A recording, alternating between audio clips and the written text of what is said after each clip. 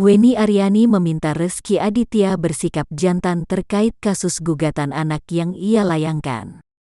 Jika memang Rezky Aditya menganggap dirinya berbicara tidak benar, Weni Aryani meminta suami Citra Kirana untuk maju menghadapinya. Mengenai sikap yang ditunjukkan Rezky Aditya di media sosial, Weni Aryani pun angkat suara. Weni Aryani tak ingin berbicara banyak mengenai kemesraan Rezky Aditya dan Citra Kirana di media sosial. Meski tak ingin terlalu mengomentari aksi Rezky Aditya, namun Weni Aryani meminta suami Citra Kirana itu untuk lebih bersikap jantan.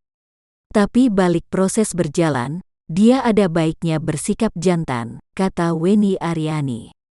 Kalau omongan saya tidak ada dasar, dia maju bilang saya nggak benar, katanya.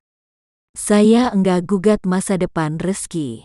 Saya enggak minta dinikahi. Saya cuma minta tanggung jawab anaknya. Saya mau dia mengakui Keke, Putri Weni Aryani, katanya.